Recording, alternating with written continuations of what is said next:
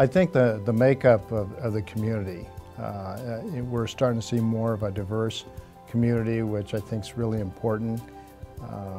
The environment that we live in, one of the things that as the mayor I always thought was important, if you're going to make a decision when you vote on something, I used what I called a three-pronged test. And I thought there always had to be balance between the environment, our economy, and the quality of life. And I think that's what Fort Collins is made up of. It's a good balance between that environment and our strong economy and the quality of life that people live here in Fort Collins.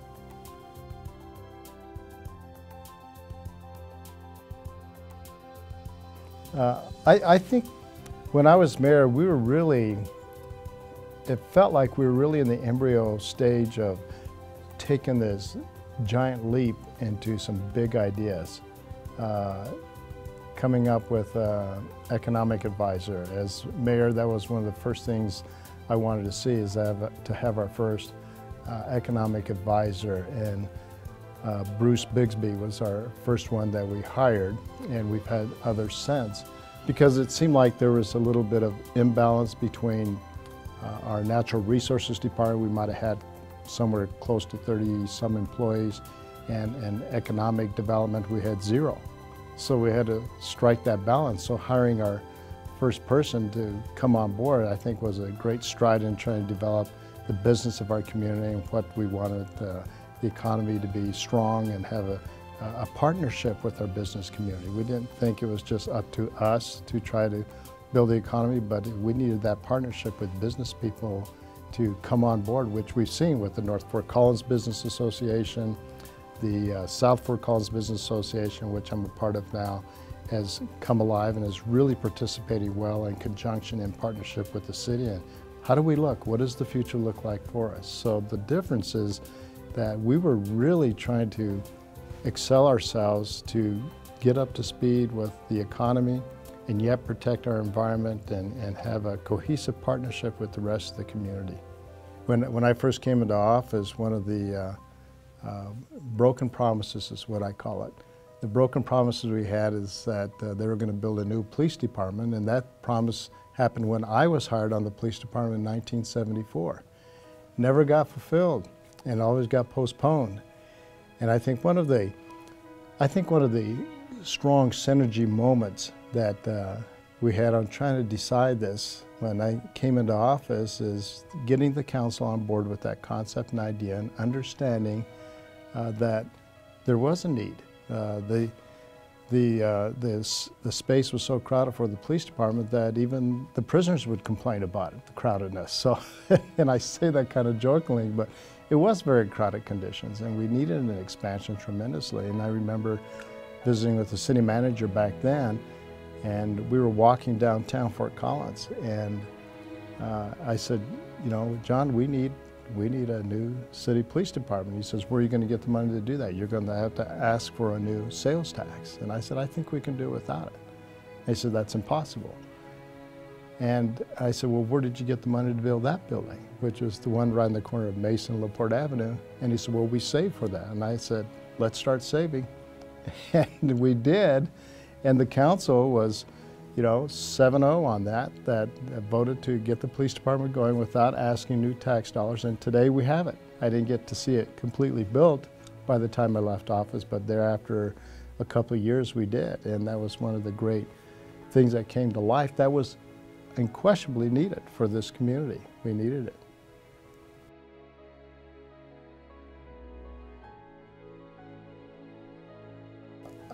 For proud moments, what I look at is how I was able to bring people together to work on projects.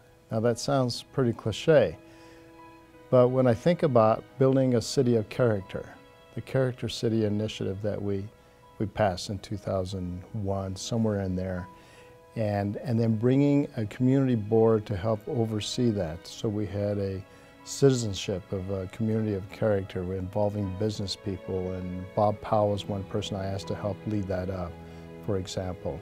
And we got the city council, the county commissioners, and the school board all to sign a Character City initiative all in the same week. to pass a resolution to that nature that would, because leadership starts at the top. So if we can't do it, then how do we expect everyone else to do it? So that was a very proud moment, and to this day that still exists.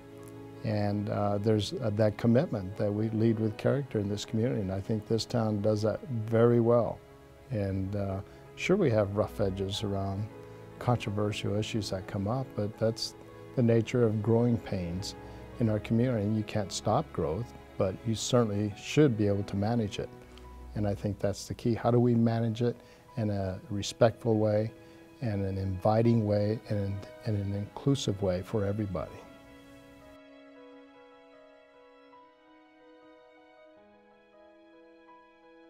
Issues that would come up before council were really some hot button issues. We seem to have quite a few of them. I think every council ends up having a few of them, but we had the fluoride issue. That was a great concern of the community. So that was, council packed chambers of people talking about the pros and the cons about that, and reaching those decisions. The Y2K, when that came up, some people believed that the world was going to end. Some people thought there was going to be a great disaster. And, we prepared for that, but we had a lot of, disturbed people wondering, what are we going to do to fix this? And we took certain measures, getting our energy backup supplies that we needed, just in case something did go wrong. But it turns out nothing did, but there was nothing wrong with preparing with some of the things that we did. We weren't going to go to the extreme that some people wanted us to. So that was a big issue, the turning point. The truck route, trying to put a truck route through Fort Collins and around through Andersonville and Buckingham and those neighborhoods, it was going to have an impact. So there was a huge outcry by the public. What will we do to fix that? And I think the idea of delaying it and trying to figure out a better method would come to light. The truck route's an old issue that's been going on since the 70s.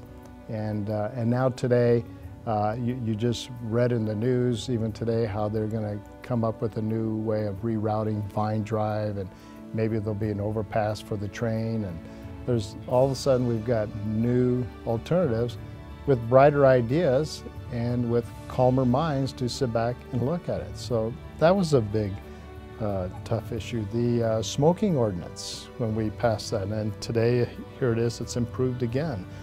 But when we reached the decision on the smoking ordinance of no smoking inside businesses and restaurants and hotels and what have you, that was a very hot button. And of course, we had a lot of people who said they would go out of business because of it, and today those businesses are thriving well. It didn't happen. The other big crises that we had that was on my watch was September 11th. And that was a nationwide cry, worldwide cry as to what went wrong and why it happened. I think one of the touching moments that I had, this is always hard for me when I think about this, when that happened on September 11th. I remember, as you know, St. Joseph's School is right across the street.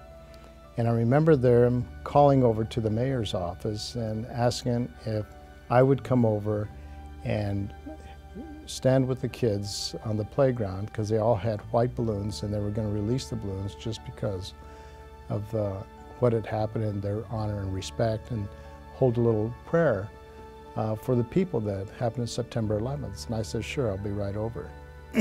And I walked across the street, and some of the kids were out there, and I remember a little girl coming up to me, and this really,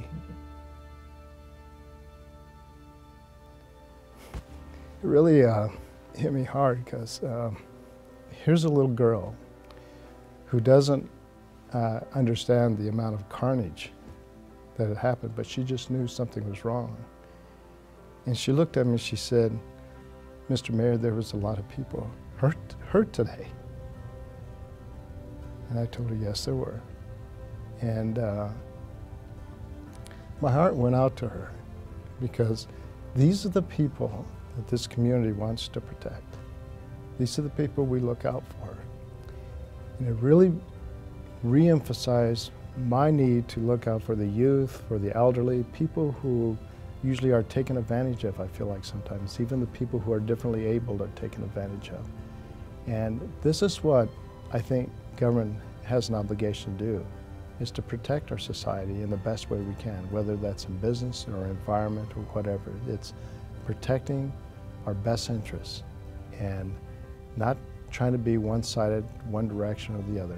Everything has to be taken in balance. So that was a striking moment that a child taught me and reinforced with me. I was raised in an orphanage, and so I understand that the things that you have to share and value in life, and she just made me think of those memories. And I think the most three valuable things I learned while I was at the orphanage as a kid was that you share everything that you have, you don't stereotype, and you accept people for who they are, regardless of where they come from. And those are things I take with me on the bench when I was on city council and when I was a police officer, and even today when I work in the community.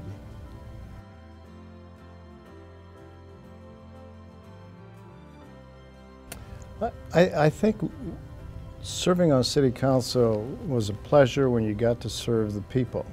And I don't want that to sound, you know, as a generic term. When I mentioned that, one of the things I thought, how do we reach out to people who are not recognized or people don't see the good works that they do? So I created a program called the Exemplary Citizenship Award. And I sought out people who work behind the scenes that are not up to get awards, who don't attend all the fundraising functions or whatever, but they're working behind the scenes. They're the volunteers, the ones who have a passion, who have a heart to really make Fort Collins a better place and looking out for people. One of those pleasure moments was when we had the Olympic run come through Fort Collins. It was a snowy day. And we had a stage set up, and I asked an old resident of Fort Collins, a guy named by Lloyd Garcia, to come be there. I want him to be on stage with me and to be nearby. And I don't think he knew what I was going to do. But here's a guy who'd never been recognized for what he'd done back in, I want to say the 30s or the 40s. I think it might be the 40s or the 50s. But he was represented Fort Collins in the National Olympics in weightlifting. He was one of the, I don't know if he got a silver medal, but I think he might have got a bronze, but he was recognized or known for going to the Olympics and was picked to be on the Olympic team for the U.S. And nobody knew that. I found that out through other sources and other means, so I brought him, being this was perfect timing, the Olympic run and everything, I brought him on stage and I got a picture of him and I, and giving him a Citizen Exemplary Citizenship Award for his participation in the Olympics back in the day before I was even born. And of course he was really caught up with smiles and emotions, and his family was very appreciative. It's just one of those things, those hidden nuggets in our community we don't know about. And what I found out from other people, what he would do ever since he got that award, he'd drive around town in his pickup truck. He liked to visit people and he'd stop places and talk with people. He always had that plaque on the front seat of his truck. Never left his side. I mean, that was a proud moment for him. And if you can bring life to people through a small recognition like that, and they're so proud of what they have, that says volumes. It says volumes. And man, that was a great honor to be able to do that for him, for a guy that treated me good as a kid. Now I got to maybe pay him back a little bit, but he was a great representative of our community and people just didn't know it. He's passed on since then, but what a great man he was, and a muscle. I mean, even at his age when he died, and I think it's maybe his 70s or something, he was still muscularly fit. I mean, he would still lift weights. He was a strong man, spirit and in body.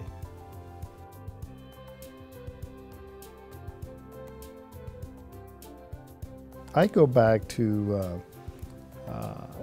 making important decisions. Of course, I come from an emergency service background, being a retired police sergeant. One of the things we never had was a mobile command post.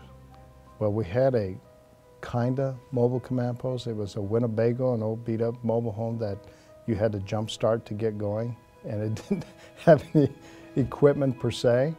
So we invested in that. That was another one that met a little resistance. Like, where are we going to get the money for that? Well, we start savings. What we do, or we find money, another, year-end money, whatever it takes. That's probably $400,000 or $500,000 project. We got one built, and we got one in place, and it's been used numerous times for major crime scenes, major fire events. It was a shared budget, I think, that we got from the police and the fire department, and now we have a central mobile command post that the city needs in case there's an emergency, because you don't know when a crisis is going to happen. When I came into office in 1999, it was only a couple years ago that we had a major flood in Fort Collins and we lost 5 people. That major command post could have been easily used at that kind of scene and been a lot more efficient. So that to me was a major decision, and the council supported that, and we got it done. And that to me is important, just like building a new police department, I think, was very important. The Inspiration Playground, I came up with that idea from a person who was visiting here from California and said that we didn't have an accessible playgrounds in the city of Fort Collins. I said, what do you mean? They said, for differently abled people, they can't play on your playgrounds. I said, well, we got the special walks. And as she told me, she said, yes, they can roll up and watch other people play, but they can't play. And we went to a few playgrounds, and she really pointed out some real strong points. And I said, you know what, you're right. And I got a citizen community together. Brownie McGraw was on that. She helped lead that, spearhead that up. I knew she had a soft heart. She couldn't say no. And she helped me lead the charge in raising money to build that, and we raised the money, $1.3 million, to build that playground that is 100% accessible for kids. Whereas before, most of our parks are only about 90% accessible. There's about 10% of kids in all the communities that don't have that accessibility to their playgrounds and who are differently abled. We were the first to have such a public park like that in the state of Colorado. I took that idea to the U.S. Conference of Mayors and presented that as a resolution, a commitment that other communities do the same thing. Manny Diaz, the mayor of Miami then, took the concept and joined forces with the governor of Florida, and they built 8 of those parks right out of the chute. And I think Colorado now has another 2 or 3 other parks. I think one in Colorado Springs, and I can't remember what other community has that. But it's taken a life of its own, because all of a sudden we realized the need. We can't leave 10% of our kids. That's what I mean by being inclusive. We have to include everybody regardless of their conditions in life. We want to try to make everybody very inclusive. So being the mayor to me was rewarding in the sense of the performance that we could provide to people. The building structures, the infrastructures all come naturally. I mean, I could talk about how we changed the traffic lights. We went from the regular bulb lights to LED lights. Well, our investment then was about $300,000 to change them all, but it was saving us about $100,000 a year in energy costs. So those are things that you could certainly measure, but the love for the community and the service that we have and the connection that we put ourselves with the community, to me, is a lot more important. That's a valuable asset.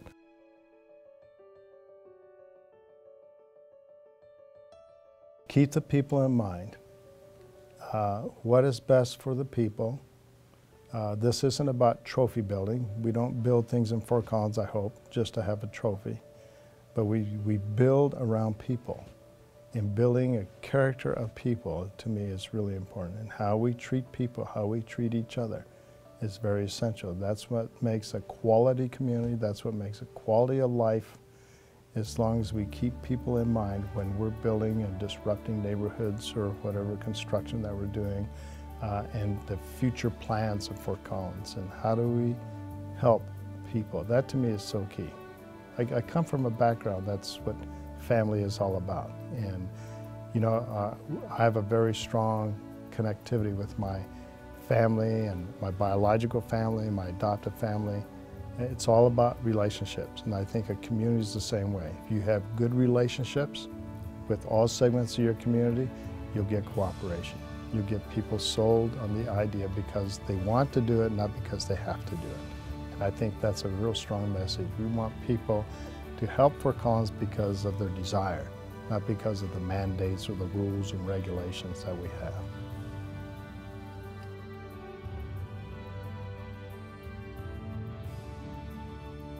Well, I think knowing that Fort Collins is in many magazines and companies recognize Fort Collins as one of the #1 cities to live in the United States. That's going to be a natural attraction for people to want to move here, whether they're seniors, middle class. The university is planning to grow tremendously.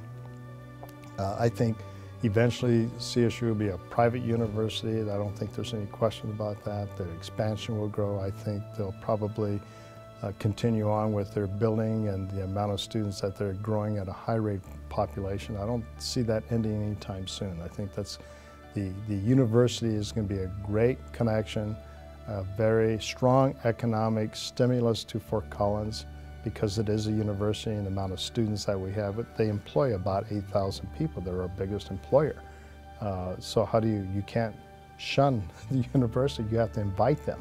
And that's why I like about University is trying to connect the city and the university on working together and including Poudre School District, working together. That's what it's all about. That was one of the strong barriers I wanted to break down when I came into office because I felt like there was a separate little king of the hills. And I wanted to bring that back together. And I think it's taken a lot of years, but we've managed to, I think, break down a lot of those barriers, and I want that to continue, and I hope to see that. So that to me is a very important thing, and down the road, for us to build a city of people, then we have to, I mean, the bricks and mortars will come automatically, but how do we build a city of people? That to me is really important. I see transportation taken off significantly with more higher technology and how we do transportation. Even the transport bus service, I think, will eventually will take off. I think once they get it figured out how to increase headway time throughout the city, I think you'll see more people using transportation such as the bus system. You drive around the snow like I did this morning and you wish you were on the bus. But you wish it had better headway time, and it didn't take you 40 minutes to get to downtown Fort Collins. And I think with the right design of the transportation system, and I think the MAX system is a start, but we got to get the east and west connections going as well. I think you're going to see people using more mass transit than you've ever seen. I think the pocket communities that we have are going to continue to grow, and we'll have stronger design in how we do that because Fort Collins will eventually start building up, recognizing that Fort Collins is about the same square miles as the city of Boston. And Boston has over 1 million people, and they figured it out how to accommodate them. It's not necessarily the best traffic to drive in, but they have other modes of transportation, and that's what we're going to have to figure out because if Fort Collins ever starts booming to that size, we got to figure this out. You can't stop growth, but you manage growth. There's no question about it. And we've tried it before. We've tried stopping growth by other kinds of rules and regulations, and somehow or another, people still move here. So we can't chase them out, and who wants to? I think as long as you got people who are involved in the community, help building the community, that's the best thing that can happen. So 100 years down the road, that's what I see. I see us with a whole different way of transporting people. That's a very key thing. I see our environment and quality of life changing a lot, whether it's through other forms of technology of energy. I believe in diverse types of energy, the wind energy, the solar energy, the fuel efficiency of how we drive and use vehicles is very key. So you have to have a mixture of these things. I think a lot of these things are going to improve. That technology that we talk about in energy in our future is going to change so dramatic that it's not going to be unusual. I was just watching on the Discovery Channel how do we capture meteors now, because the meteors have a lot of precious metals and maybe an energy resources, what they're discovering. I mean, that's down the road, certainly. But we're already thinking that way, and how to capture those and move them closer to the Earth, put them in the rotation of the moon, and be able to capture the precious metals and things out of those. They're finding valuable resources out of those already. So it's just you're talking about the future, so I don't want people thinking I've gone to the moon, but it's that kind of technology, because I really like technology anyway, but that kind of smart technology is what's going to give us what we call smart growth.